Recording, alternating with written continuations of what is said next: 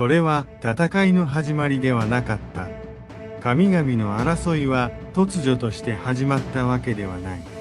その遥か以前、世界にはまだ言葉も秩序もなかった。ただ沈黙があった。そしてその沈黙の底に神々の運命が静かに帯同していた。ゼウスが雷霆を掲げるその瞬間までにどれほどの怒りと恐れ、裏切りと誕生があったのか。神々の時代、それは力をめぐる物語ではなく、力が生まれてしまった世界の物語である。今語られるのは、神々の誕生と秩序の崩壊、そして最初の戦争までの記録。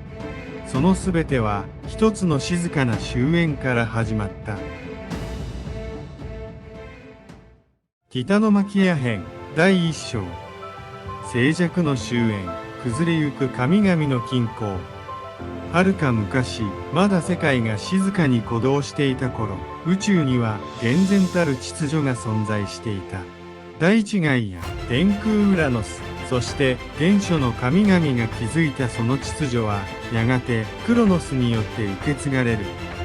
クロノスは父ウラノスをその鎌で打ち倒し、ティターン神族の王として時の支配者となった。彼の知性は一見静かで揺るぎないように見えた。だがその奥底には深い恐れと疑念が渦巻いていた。かつて自らが父を倒したように、いつか自分もまた子に打たれる。そんな神託を恐れたクロノスは自らの子を次々に飲み込んだ。ヘスティア、デメテル、ヘラ、ハデス、ポセイドン、まだ言葉も発せぬ神々を次々と飲み込み、自らの腹に封じ込めた。しかし、ただ一柱だけ、最後に生まれた末子、ゼウスだけは、母レアの手によって救われた。ゼウスは、クレタ島の洞窟の奥、ニンフたちに守られ、こっそりと育てられた。その父を与えたのは、神聖なヤギ、アマルテー。ゼウスはその父と神の蜜で育ち、知らず知らずのうちに力と意志を宿していった。その目にはいつしか世界を見通す光が宿るようになる。天を見上げると父の支配する重苦しい雲が覆いかぶさり、地を見下ろすと封じられた兵士たちのうめきが風のように聞こえた。やがてゼウスは知る。自らが何者であり、何のために育てられたのかを。彼はまだ若く未熟ではあったが、その胸の内に抗いがたい運命のうねりが湧き起こっていた。時を同じくして世界のあちこちでは奇妙な変化が起きていた。海はざわめき、大地は揺れ、空に走る雲は不穏な形を描く。大気そのものが変わろうとしている。それは古き支配が崩れ、新しき秩序が生まれようとしている兆しだった。一部のティターン神族たちは不安を抱き始める。アトラスは天を仰ぎ、レトは沈黙の中で祈った。そしてプロメテウスは密かに施策を巡らせる。果たして古き神々はこの時代を守り抜けるのか。そしてある日、ゼウスは立ち上がる。長い眠りから覚めるように、深い洞窟の静寂から抜け出し、雷鳴のような覚醒とともに、神としての第一歩を踏み出す。その手に、まだ雷霆はない。だが、確かな意志と目覚めた血があった。世界は、まだ静かだった。だが、その静けさは永遠ではない。かつてない嵐が、今、雲の向こうで帯同している。それは神々の全面戦争。北の牧野と呼ばれる宇宙の均衡そのものをかけた戦いの始まりのほんの予兆でしかなかった。北の牧野編第2章。反逆の兆し、新しき神々の結集。ゼウスはただ静かに育ったわけではなかった。その心にはいつしか一つの確信が宿っていた。自らの力で父を超えねばならぬと。世界を覆うクロノスの支配は表面上は堅牢だった。だがその内側には恐れと猜疑、そして変化への抵抗が積み重なっていた。ゼウスはそれを見抜いていた。そして彼は行動を始める。最初に訪ねたのは母レアのもとだった。長い歳月を耐え、胸の内に炎を宿し続けた女神は息子の姿に涙を流した。ようやく来たのね。あなたの手で世界を変えるのよ。その言葉がゼウスの決意を決定的なものにした。レアは密かに動いていた。長年にわたり、ただクロノスの妃として仕えてきたのではない。彼女はかつて自らが産んだ子供たち、ゼウスの継子たちを父の腹の中から救う方法を探っていた。そしてある伝承によれば、その鍵を握るのが一柱の古代の神メーティスであった。知恵と策謀の女神はレアに一服の薬を託す。それはクロノスに飲ませれば彼が飲み込んだ神々を吐き出させる霊薬だった。ゼウスは父の前に現れる。自社の姿をし、無垢な表情で愛を捧げたその瞬間、長き沈黙を破って全てが動き出した。クロノスの喉が震え、体がきしみ、やがてその腹から次々に神々が解き放たれる。まずはヘスティア、次にデメテル、ヘラ、ハデス、ポセイドン。まるで時間が逆転するかのように、クロノスの罪が彼の内側から崩れ出ていった。解き放たれた継子たちは互いに顔を見合わせ、静かにうなずいた。ゼウスはただ一言も語らず、その目で伝えた。我らは共に世界を取り戻す。こうして若き神々の同盟が結ばれる。神聖なる六柱、ゼウス、ポセイドン、ハデス、ヘラ、デメテル、ヘスティア。それはクロノスの知らぬところで進行していた新時代の帯同だった。だが彼らは知っていた。ただ集っただけでは父には勝てぬ。ティターン親族は兄弟であり、その多くはクロノスの側につくだろう。戦うには力が足りない。支配を覆すには仲間が足りない。それを補うには封じられた古き神々の力が必要だった。ゼウスはガイアの導きにより、深き大地タルタロスの奥底に囚われた者たちの存在を知る。それはウラノスが恐れて封印した100の腕を持つヘカトンテールと一つ目のキュクロプスたち。彼らは暴力の象徴ではなく秩序の現象を司る力そのものであった。ゼウスはその力を借りるべく再び旅に出る。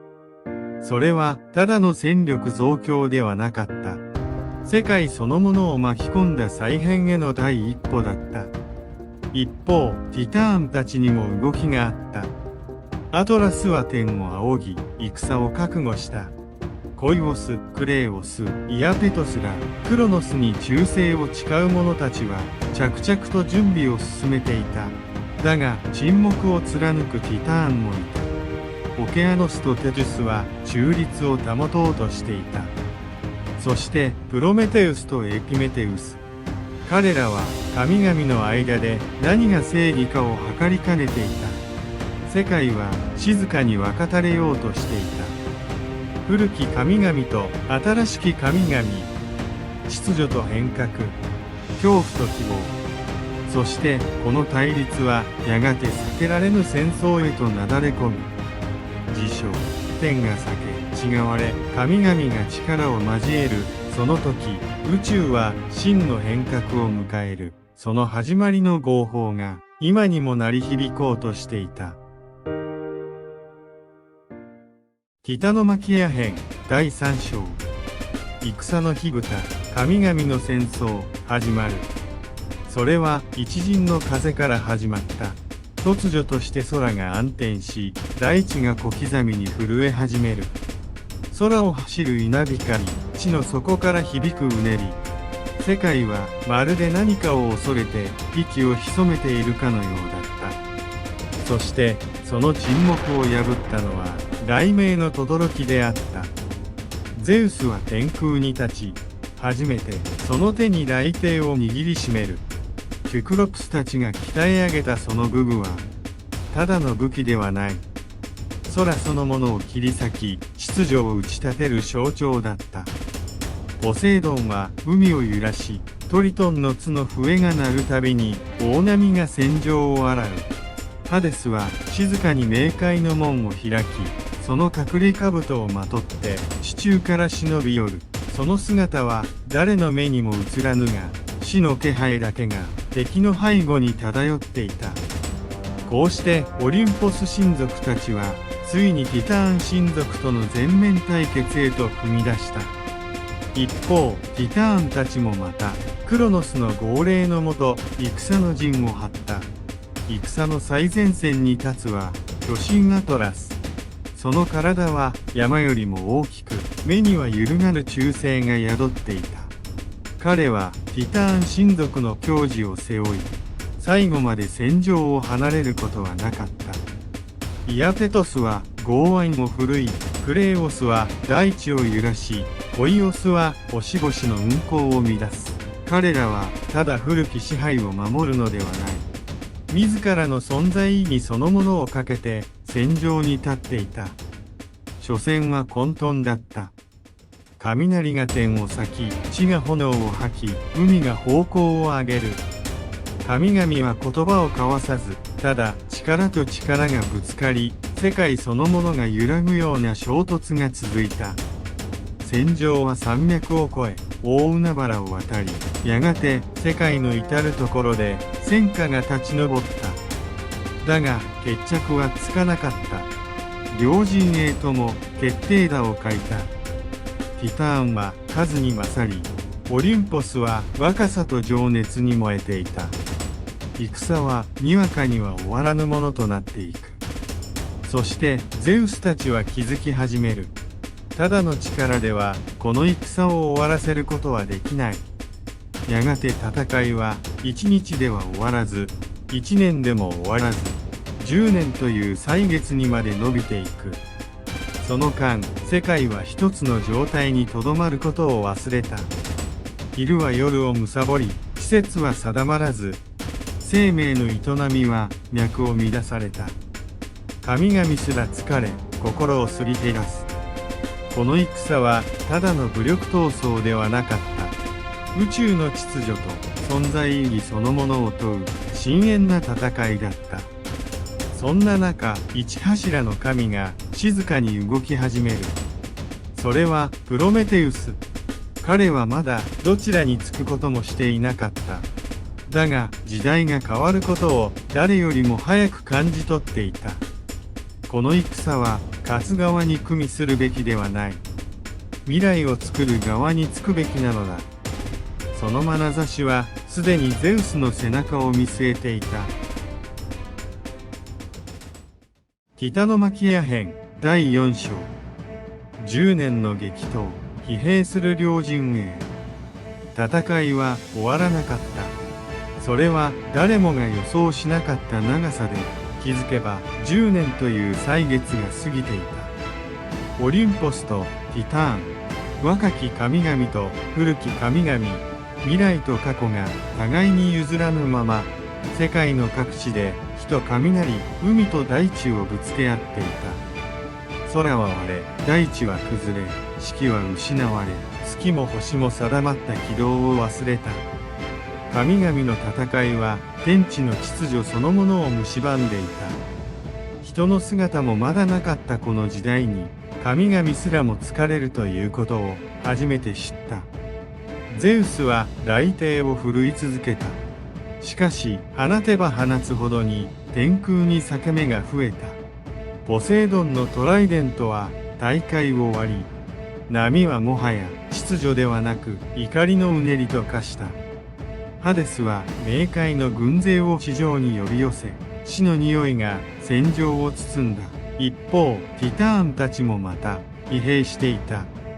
アトラスの背には目に見えぬ重圧がかかり始めていた。イアテトスの腕はひび割れが走り、クレイオスの方向はかつてのような鋭さを失っていた。それでも彼らは退かなかった。古き神々には譲れぬ誇りがあった。ウラノスから受け継いだ秩序、それを維持することこそが彼らの存在理由だった。戦のただ中、神々の間には思いもよらぬ感情が芽生えていた。恐れ、迷い、そして同情。ゼウスは時に戦場の果てに立ち、瓦礫にうずもれた空を見上げた。この戦いに終わりはあるのか？その問いは誰にも答えられなかった。そしてその中で静かに神々の裏側が動き始めていた。プロメテウスはある日ティターンの陣営を離れた。かつてはクロノスに仕えていた知恵の神。だが今、彼の視線は未来を見ていた。ゼウスには変革の光がある。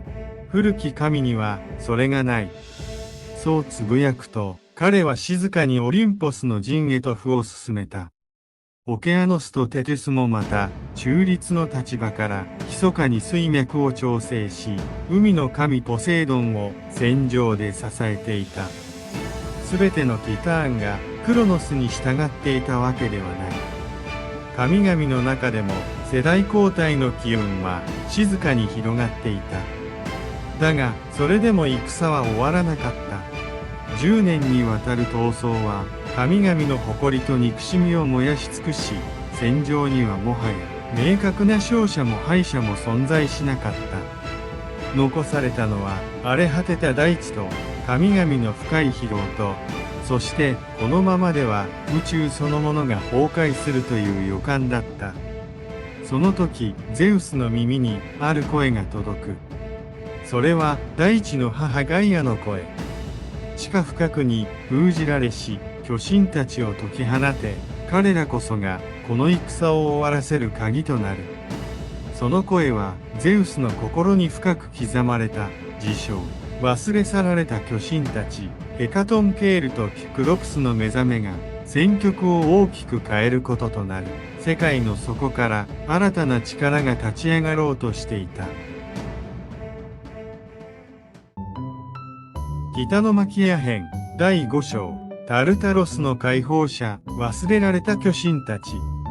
10年続いた戦争の空気は重くよどんでいた。オリンポスの神々は疲弊し、ティターンの勢力もまた陰りを見せる。だが決着の兆しはまだ遠い。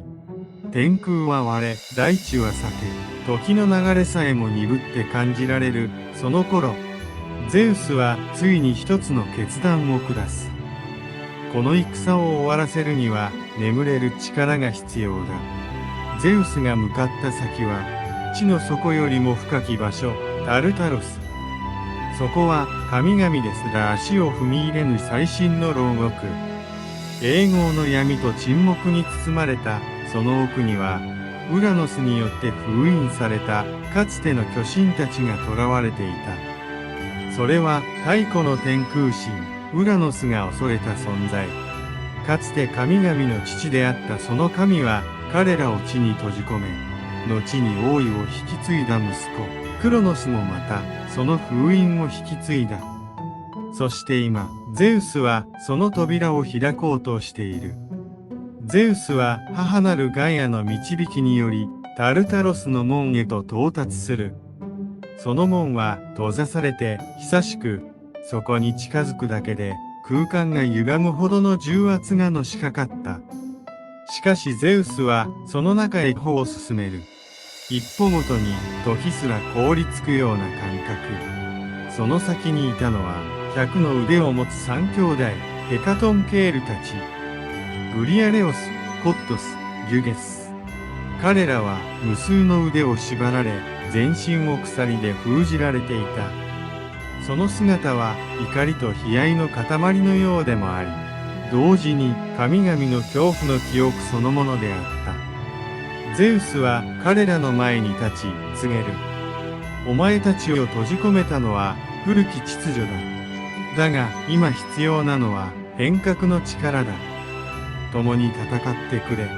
新しい時代を共に築こう。一瞬の静寂の後、タルタロスの奥から響いたのは、低く重く地を揺らすようなうなり声だった。ヘカトンケールたちの目が開き、鎖が音を立てて崩れ始める。それは封印の解除。それは戦局の転換。さらにタルタロスのもう一角にはキュクロプスたちがいた。彼らはかつて火事と雷の力を持ち、ウラノスの怒りを買って封印された一つ目の巨神たち、ゼウスの到来に彼らは微笑んだ。ようやく我らの力を振るう時が来たようだな。こうしてゼウスは忘れ去られていた巨神たちを味方につける。彼らの存在はただの戦力ではない。天と地、海を震わせる元素そのものの力を象徴する存在であった。戦場に帰還したゼウスの背には無数の腕を持つヘカトンケールが控え、キュクロプスが鍛えた運命の武具が三兄弟に手渡されることとなる。ゼウスには雷帝、ポセイドンにはトライデント、ハデスには隠れ兜。それらは神々の力を最大限に引き出す決戦のための神具であった。こうして戦の収束に向けて、いや新たな破壊の始まりに向けて神々の力が揃い始めた。自称神々と巨神が一つとなり、ティターン軍との最終決戦の幕が開く。ティタノマキア編第6章。運命を分ける武具、雷帝、トライデント、隠れ兜。戦の流れが静かに変わり始めていた。ヘカトンケールの方向が戦場に轟き、その100の腕が投じる岩は大地ごと敵陣をうがつ。キュクロプスが放つ火事の炎は空を赤く染め、敵の陣を混乱に陥れる。神々の戦いに古の力が加わった。だがそれだけではなかった。ゼウス、ポセイドン、ハデス、この三兄弟についに運命を分ける武具が授けられる。それはただの武器ではない。神々がその本質を完全に発現するための天の贈り物だった。まずキュクロプスが鍛えたのは雷帝。天を裂く稲妻をそのまま具現化したかのようなまばゆい光を帯びた槍のような閃光。ゼウスの手に渡ったその瞬間、空が答えるように雷鳴を轟かせ、まるで世界そのものが新たな支配者を歓迎するかのようだった。ゼウスは初めて天空の王としての真の姿を得る。続いてポセイドンにはトライデントが与えられる。その矛は海の深き怒りを宿し、一振りで津波を起こし、大地をも割る力を秘めていた。ポセイドンの手の中でそれは静かに震え、彼の意志と一体化してゆく。海を制する者として神々の一角を担うその覚悟と力が今ここに宿る。そしてハデスには冥府の兜、隠れ兜が授けられた。それは彼の姿を完全に隠し、どんな存在の目にも映らぬ絶対の隠蔽を可能とする兜。だがその力は単なる透明化ではない。死者の国、冥界とつながるこの兜をかぶると、存在の痕跡までも断ち切られ、見ることも感じることも祈ることすらできなくなる。死者の国冥界とつながるこの兜をかぶると、あらゆる存在の生の痕跡までも遮断される。つまり誰にも気づかれずに戦局を変えることができるのだ。その姿はタダムと共にある。それがハデスの隠れ兜であった。こうして三兄弟はそれぞれの象徴たる神器を手にし、神としての本来の姿へと昇華された。ゼウスは天を、ポセイドンは海を、ハデスは冥界を。この瞬間、世界は3つに分かれた。それは力の分配であり、支配領域の確定でもあった。一方、ティターンたちにも緊張が走る。アトラスは天を仰ぎ、クロノスの表情にわずかな焦りがにじむ。このままでは神話の終焉が我らの時代で訪れるかもしれぬ。それは古き神々の誇りを揺るがす瞬間であった。そして風が変わる。空の色が変わる。戦場の空気が張り詰めてゆく。雷霆が鳴る。海がうねる。死の気配が地の底から忍び寄る。最終決戦が始まろうとしていた。北の牧野編第7章。終焉の方向、オリンポスの勝利。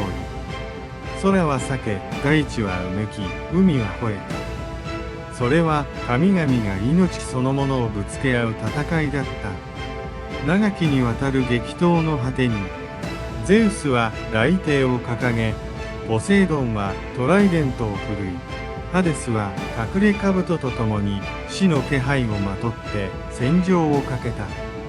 その三柱の神が揃った時、世界はついにその姿を変え始めた。雷が天地を貫き、海が壁のように立ち上がり、冥界からの沈黙が敵陣を包み込む。ゼウスの雷霆は天空の奥にまで届く閃光を描き、ポセイドンの矛は地殻を揺らす衝撃波を生み出し、ハデスの歩みはどこまでも静かで、そして確実だった。ティターン親族もまた最後の力を振り絞って応戦する。クロノスは時の力を操り、象徴的に振るう、その鎌で未来を切り裂こうとする。アトラスは後に天空を背負わされる運命を知らぬまま、この戦いに全てをかけていた。イアペトスの剛腕がオリンポスの軍勢を押し返す。だがそれでも流れは変わっていた。ヘカトンケールの100の腕が投じる岩は大地そのものを叩き割り、キュクロプスの放つ火事の炎はティターンの防壁を焼き尽くした。そしてついにゼウスとクロノス、父と子の最後の対決が訪れる。二柱の神が戦場の中心に対峙する。時間が止まったかのように空気さえも沈黙する。クロノスの目にはかすかな迷いがあった。ゼウスの目には決意と慈悲があった。雷霆がうなりを上げ、クロノスの鎌が時の境界を切り裂く。そしてその瞬間、すべての力が激突した。天地は砕け、世界は震え、音は消え、光だけが残った。それは古き時代が終わる音だった。気がつけば戦場に立っていたのはゼウスただ一柱。クロノスの姿はすでにそこにはなかった。彼は敗れ、ティターンの王としての時代は幕を閉じた。アトラスは捕らえられ、彼には天を支えるという罰が与えられた。その他のティターンたちも次々にタルタロスへと封じられていった。オリンポスの勝利はただ戦いの終結を意味するだけではなかった。それは新たな世界の始まりでもあった。神々はそれぞれの支配領域へと帰り、ゼウスは天を、ポセイドンは海を、ハデスは冥界を治めることとなる。この三分統治は後の神話時代に続く神々の秩序となる。だが世界が静かになったその瞬間、誰もが感じていた。この勝利は終わりではない。この秩序もまたいずれ乱れ、新たな混沌が訪れることを。北の牧野編第8章。新しき秩序、オリンポスの時代へ。長き戦いは終わった。天空は静けさを取り戻し、海は穏やかに波打ち、戦いの収束とともに荒れ狂っていた大地もようやく静けさを取り戻していった。ティターン親族は敗北し、その多くはタルタロスの奥深くへと封じられた。かつて宇宙を治めた古き神々は、その役目を終え、時代は大きく確かに変わった。勝利したゼウスたち、オリンポスの神々もまた戦の傷を抱えていた。彼らは力で全てを支配することが秩序ではないことを知っていた。だからこそ、三兄弟は世界を三つに分かち合うことを選んだ。ゼウスは天空を支配する。雷帝を携え、風と雲と太陽の道筋を定め、天界の王として君臨する。ポセイドンは海を支配する。潮の満ち引き、嵐のうねり、命の循環を見守る存在として深海に座す。ハデスは冥界を支配する。死者の魂を導き、地の底に沈む静寂の王となる。この三分統治こそが、新しき神々の秩序の礎であった。そして、ティターンの中でも最大の罰を受けたのはアトラス。彼はゼウスにより、天空を支える者としての宿命を課された。彼の背にあるのは天の重み。永遠に地に膝をつくことを許されず、星の動きを背負い続けるという、終わりなき労役。それは力に生きた者が背負い、最も重い責任であった。オリンポスには新たな神々が集い始めていた。ヘラ、デメテル、ヘスティア。そしてこれから生まれるアテナ、アポロン、アルテミスたち。神々の世界はより豊かに、より複雑に形を変えていく。しかし、神々は気づいていた。自分たちだけの時代では、世界の秩序は完成しないことを。なぜなら、やがてこの世界には人間という存在が生まれるからである。彼らは神ではなく、だが神々の意志を受け継ぐ者、あるいは神々にすら背を向ける者。その新たな時代の扉が、このティタノマキアの終焉とともに静かに開かれようとしていた。そして今、この世界は神々の時代へと突入する。争いの果てに生まれた秩序の中で、神々は何を選び、人間たちは何を奪い、何を祈るのか？すべての始まりは、一つの終わりから生まれる。これがオリンポスの時代の幕開けである。だが、ティタノマキアの終焉とともに、一柱の神が静かに動き始めていた。その名はプロメテウス。彼は人間を作り、火を与え、やがて神々の怒りを買うことになる。次回予告、人間の創造、土から生まれた命、彼はなぜ神に背き、なぜ人間に火を与えたのか？神は最大の反逆が今語られる。